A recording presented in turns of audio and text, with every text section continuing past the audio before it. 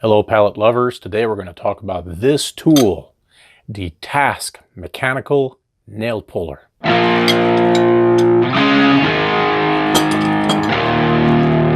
So the Task Mechanical Nail Puller, or simply the Mechanical Nail Puller, is actually a very interesting. Say that you are the type of person that likes to dismantle pallets using a Sawzall. What you're most likely going to end up with, you're going to get a rafter like this, where the nail is completely flush with the wood. You have no way to actually grab it, pull it out. Hammer, crowbar, pair of vice grips, nothing's going to work. So what do you do in a situation like this? And this is where the mechanical nail puller comes in. Now, this is a very nice tool. It's not a tool that I would say that I use every day. First of all, I don't personally use a Sawzall, so that's number one. Number two, if you do use a Sawzall and you need the rafters, then it's a tool that you should probably consider. It works by essentially, you will put this claw right on top of the nail, and then you will simply hit the tool using the sliding handle. So this works best if you're facing down or you're against a very hard surface. So you put it up against the nail, you hit it. What will happen is that the pressure will actually clamp up the pincer, which will cause it to essentially grab the nail into the wood. And then you simply use it like you would any other crowbar. You pull on it and it will pull the nail out. One way or another this will work, but I find that it works better if you lean on this. You get a better angle and it simply pulls the nail out. Is this a perfect tool? Unfortunately, it's not.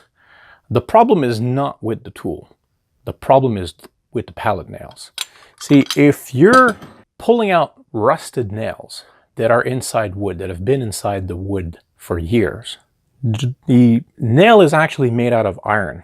The iron will rust. That rust will spread inside the wood. It basically causes the nail to lock. The best way to remove this lock is actually to hit the nail before you try to yank it out. Fortunately, that pushes the nail deeper into the wood. But you can't do that in this case, because if you push the nail deeper into the wood, then you're actually rendering the tool almost useless unless you start to dig out the wood so that you can access the nail. So in my personal experience, this is a very nice tool, but as far as dismantling pallets is concerned, it falls a little bit short. Most times what will happen to me is that the pincer will slide off the nail. When it does latch onto the nail, it sometimes snips it. And obviously, sometimes it works and it pulls the entire nail out, which is kind of nice.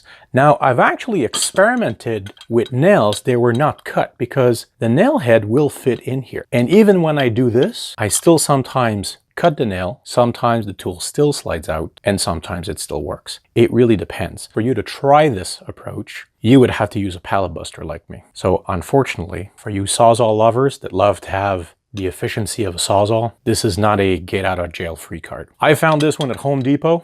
Even here in Canada, it's available. It retails between $30 and $40 Canadian. For our friends south of the border, that's probably going to be between $20 and $30. A nice tool, not an absolute necessity. I do not use it that often. And when I do, I'm not completely happy with it, which is why I continue to use my trusted pallet buster and then yank the nails out with a crowbar. Thanks for listening. If you've enjoyed the show, don't forget to hit that subscribe button, hit that like button, hit that bell notification so that you can stay up to date and not miss any episode. Take care.